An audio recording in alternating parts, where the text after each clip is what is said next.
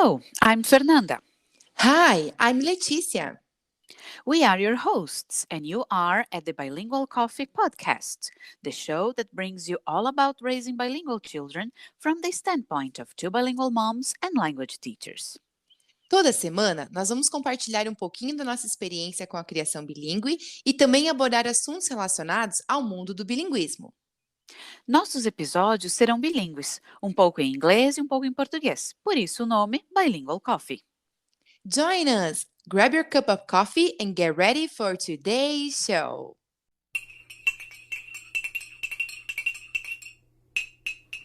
Hello! After 2 years, we are back. Some things remain the same and others have changed. In today's episode, we will update you on our bilingual lives. Good morning, Leti. How are you? Good morning, Fê! Uau! Já se passaram 2 anos! Tomara que nossos seguidores estejam aqui para ouvir a nossa segunda temporada. Verdade, quem sabe até ganhar alguns novos seguidores nessa nova temporada.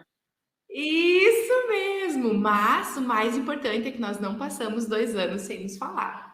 Ah, é verdade. Isso, olha, nós nos falamos acho que toda semana. Toda semana. Wow! And so, what have changed in your life, Fê? What are the new updates that you're going to give to our followers? Okay, well, in terms of our bilingual life, things stay the same or remain the same because we are still a bilingual family, but of course with some changes. So I would say that the biggest change in these 2 years was that Arthur started going to school. So as he was introduced, yes, to a Portuguese school, let's say, where the language mostly spoken is Portuguese, I think this has had an impact on our bilingual life. And what about you? What have changed? Wow, now we have one new member in our family. Woohoo! Yeah, we have a baby girl. So now I don't have just one bilingual child in my home, but 2. Actually, Bia is not bilingual yet, because she doesn't speak, but she's bilingual because she understands mommy speaking English. So she is bilingual, right? Guys, she is so cute. Bea is so cute. You have to see her. Yes, Bia. First, our family had a baby boy, and then now he's a big boy. And then we miss having a baby. I miss not sleeping at night, having like these black eyes. So, we say purple eyes, black eyes. Black eyes, I think. Yeah, I don't remember exactly how to say that, but okay. Okay, you got it. Olheiras, guys. I have muitas olheiras. So now there is another new, right? Now you can see us. If you are listening to us on our podcast on Spotify, you are just listening to us. But if you want to see our beautiful faces and my black eyes, purple eyes, whatever eyes, you can go to YouTube on our channel and now you can see us. So that's another new. That's true, yeah. Some updates in terms of technology too. Yeah, so now we have Bia, Bernard and Bia. And Fê, do you have any new member in your family? No. Thank goodness. No cats and dogs or birds or fish? No cats, no dogs, no pets. No. Just, just our Arthur. newest and youngest member is enough. Okay, great. So, what do you want to share with us about Arthur going to school? Because, like in the last season, B used to go to school. So, for us, this part remains the same. So, what's changed in your life, in Arthur's life, after he started going to school? Uhum. Eu acho que a principal diferença foi justamente a questão da língua. O português acabou se tornando uma língua muito mais forte para ele do que antigamente. Então, lá, há 2 anos atrás, o inglês dominava, era a língua dominante, especialmente na nossa relação, né? Nas nossas conversas, assim, era 100% em inglês. E aí, desde que o Arthur entrou para a escola, então o português acabou se tornando a língua dominante e a língua de preferência também para comunicação. E eu percebo assim, passamos ali por uma fase, especialmente no final do ano passado, porque ele entrou então em março né, fevereiro, março do ano passado. E logo os primeiros meses eu não senti nenhuma diferença, né. Tanto que eu lembro que tu me perguntou: "Fê, como é que tá o Arthur com as línguas?" Eu digo: "Olha, eu Uhum. não senti diferença, continua tudo igual, ele continua usando Daí eu, inglês caramba, comigo". só o Bernardo que só tá falando português agora. Exatamente, eu estava tipo: "Uhul, vamos passar por essa fase, né". E aí, a partir do segundo semestre, eu acho que foi quando ele, de fato, se inseriu nesse ambiente escolar, né, quando ele, de fato, absorveu, tudo que o português tem para dar para ele, e aí eu senti uma mudança muito grande, né. Mas foi engraçado porque, assim, eu de fato percebi essa mudança lá no final do ano, né, não foi uma coisa que tenha acontecido, tipo, do dia para a noite, né. Então, assim, eu comecei a observar lá por setembro, outubro, que ele estava trazendo mais português, mas eu continuava falando inglês e ele me respondia em português. E aí lá pelo final de novembro, início de dezembro, me deu um clique, eu digo: "Ah, chegamos na temida fase".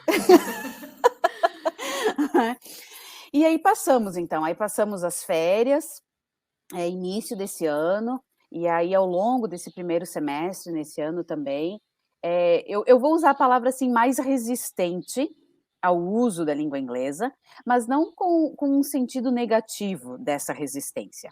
É simplesmente porque muitas coisas que acontecem na escola e ele traz para casa, ele traz em português, porque ele vivenciou isso em português, não é? Então, por Exato. mais que ele saiba falar essas coisas em inglês, não faz muito sentido ele compartilhar ou contar alguma coisa que aconteceu em inglês, faz mais sentido usar isso em português.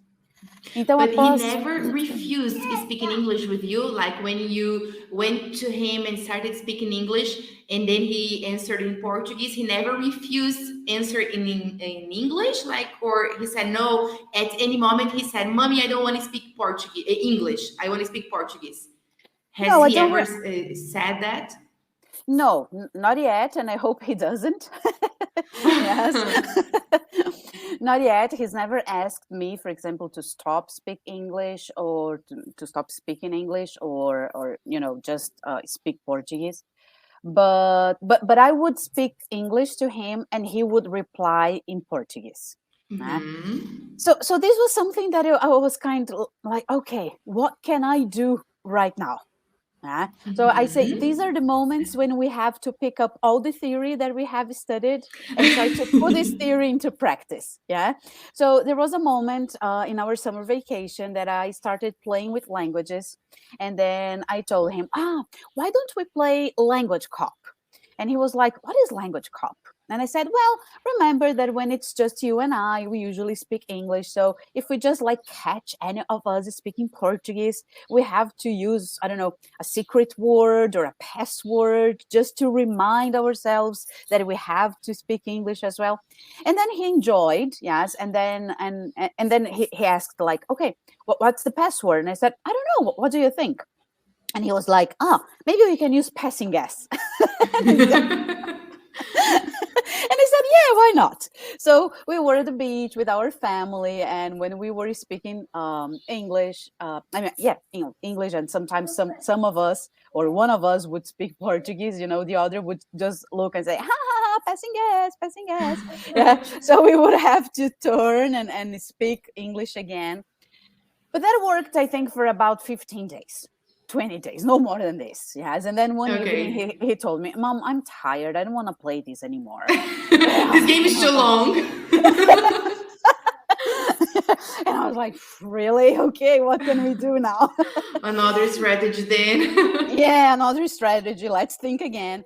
So I kind of changed my approach a little bit because in the first season, I remember we talked about one parent, one language, and that was the strategy we were using. And then I kind of switched to time and place because I thought that would be more useful because I can't deny the Portuguese language because I speak Portuguese too. And obviously, he sees me using this language, Portuguese, with other people. So just denying Portuguese to him, it's like, telling him that he can't be bilingual with me. And why not? If I am bilingual, if I can choose which language to use, why can't he do the same?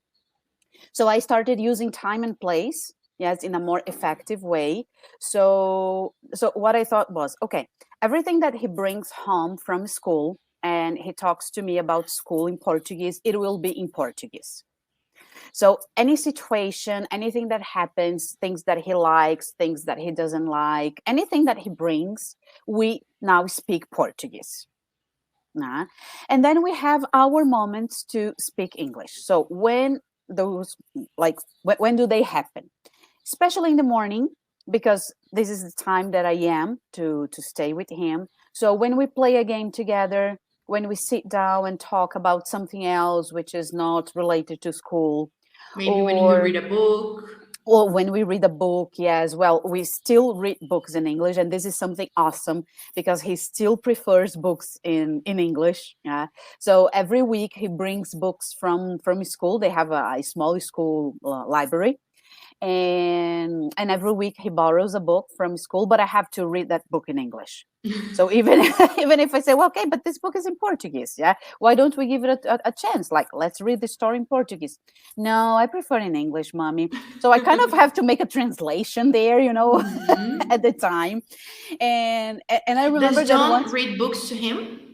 usually in Portuguese, yes. Mhm. So I don't worry too much because I know that he has access to books in Portuguese as well at school with his daddy. And there was one evening that I kind of convinced him to read the book in Portuguese. Yeah? So I read all the book, and by the end I asked him, so what did you think? And he was looking at me with this very, I don't know, serious face, and he said, Mom, I'm sorry, but you don't know how to read books in Portuguese. Oh, that's And amazing. I said, really? And he was like, yeah, mommy, can you read the book now in English? So I had to Amazing. start all over again and read the book in English. Yeah, Yeah, maybe so because he, like, since he was born, he has been listening to you reading books in English. So he got used to that. So maybe like it's weird to listen to you because when he watches TV at home, is always in English.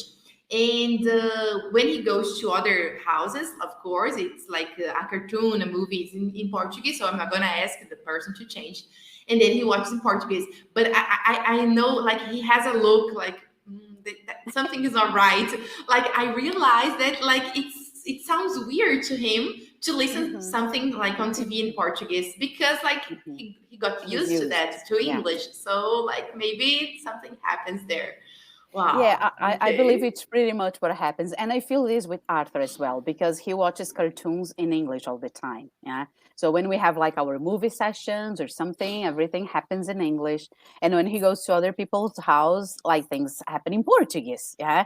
And I remember like this weekend, we were in his cousin's house and they decided to watch PJ Masks, but they watched No. it in Portuguese. Yes. And it was just like, wow, the names of the characters, were Yes. different. Yeah.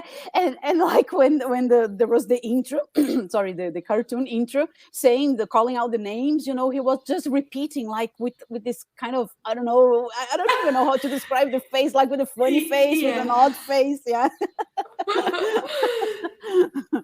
So yeah. So nowadays what we have been doing, actually, we are using more of time and place strategy. So I am more flexible in terms of language use. So sometimes even when we go out, for example, and I don't know, when we go to restaurants or when we go to the supermarket, so it depends a lot. Yes, in the past everything happened in English, and nowadays it depends a lot, it depends on the situation. So I am more flexible in this, but I also realized that I could bring him back to English. Yes, Mm-hmm. because when I was just trying, maybe to impose the language and like, well, you have to use English with me, you have to use English with me, you have to reply back in English. I realized that at some point he was kind of getting further away from the language. Mm-hmm. And I said, no, I have to change. I have to change. So, Yeah, and yeah. according to what we have studied and read, probably when they get older, like 10, 11, 12, probably they're going to choose Portuguese because Sure. they want to make part. So they don't want to be different. So probably this stage of the life, they start like, even a monolingual child starts like having stronger this feeling of belonging. So maybe they will refuse speaking English. Oh my goodness, I'm not ready for that. Mas tu I'm not lembra, Fê, que prepared. quando o B começou a ir para a escolinha, quando ele tinha 2 anos, teve um momento que ele me disse que ele estava recusando falar em inglês, e ele me disse, mas mamãe, o Pedro fala português, o João fala português, ele começou a falar o nome dos amiguinhos dele, todo mundo fala português, eu não quero falar inglês, e 2 anos e pouquinho, então tipo, só que essa fase durou muito pouquinho, depois, né, eu comecei, como se fosse um superpoder e tudo mais, então essa fase não durou muito, graças a Deus, mas eu já sei que vai chegar um momento que, quando ele estiver mais velhinho, ele vai recusar, ao menos a teoria diz isso, então a gente tem que aproveitar agora.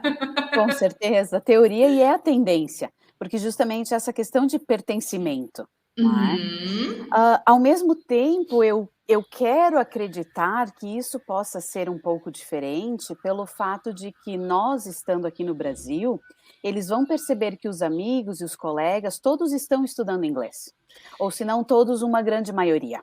Né? Então, assim, eles vão para aula de inglês, vão para o curso de inglês, não sei, fazem uma aula particular, assim, porque o inglês ele se torna uma língua essencial no mundo de hoje, para viajar, para os negócios, né? Enfim. Então, eu quero acreditar que, tendo essa visão, né, eles possam abraçar essa língua também e dizer, ok, vamos continuar praticando essa língua, né? Uma Eu coisa acho que eu tenho pelo feito, contexto. é que a gente, aqui para quem não sabe, nós temos uma escola, né, de idiomas, e aí a gente dá aula para crianças. Então, mas a criança vem uma vez por semana aqui e faz a aula de inglês. O que eu tenho feito, que o Bernardo vai para a escola manhã e tarde, então ele não teria tempo livre durante o dia. Algumas vezes a gente gazeia a aula na escola de manhã e eu trago ele para a escola aqui, para ele vivenciar e ele ver outras crianças falando inglês também, porque às vezes é só a minha mãe que fala inglês, tem o Arthur e a Fê, mas é muito, a gente não tem contato com eles, né? Estão longe, então assim, às vezes ele fala e tal. Então, até isso vai ser episódio para um outro episódio, porque o nosso tempo está acabando, o primeiro episódio. Mas eu quero que ele perceba que tem outras pessoas, que tem outras crianças que falam. Agora eu comecei a trazer ele à noite também numa turma de adultos, que ele me acompanha. Legal. Deixa eu só contar rapidinho uma experiência antes de a gente terminar esse episódio. Na quarta-feira passada, a primeira coisa que a gente faz na sala, quando a gente chega, é todo mundo falar sobre o final de semana, contar alguma novidade e tudo mais. Nessas aulas que a gente vem, a filha de uma aluna minha vem para a escola também e eles ficam brincando. Então, nosso combinado foi para o papai não ficar em casa só com as 2 crianças. Daddy stays home with Bia and B comes here to school and he plays with Giovanna. And last Wednesday, I told him to go play with Giovanna and he said he didn't want. He wanted to stay here because he realized everybody was speaking English. So everybody was talking about the weekend. And then when everybody finished, and I said, okay, so let's go to the book. Let's grab your books. And then he looked at me and he was sat in the circle because I do a circle and everybody talks. And then I said, what, B? And he looked at me. And then I said, you want to speak too? And he said, yes. And then he started, I said, okay, so what did you do on the weekend? And he talked about the weekend. I went to my grandpa's house, blah, blah, blah.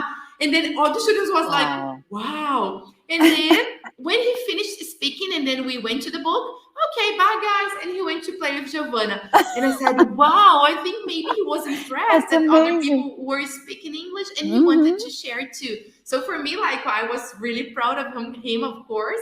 But maybe he's realizing other people are speaking English too. It's not just mommy and him. So I think it's important to make them have contact with other people. It's not easy, but as much as we can, I think it's really important. Sure. And I also have an experience to tell you about this, but I'll just tell you in our next episode. Yeah, it was amazing being back here with you, Faye. And I hope everybody keeps following us. And guys, we see you in the next episode. Bye-bye. That's right. Bye.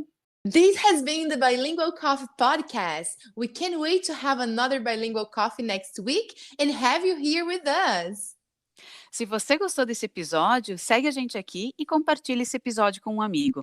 Nos ajude a espalhar nosso amor pelo bilinguismo e pela criação bilíngue. Thanks for listening!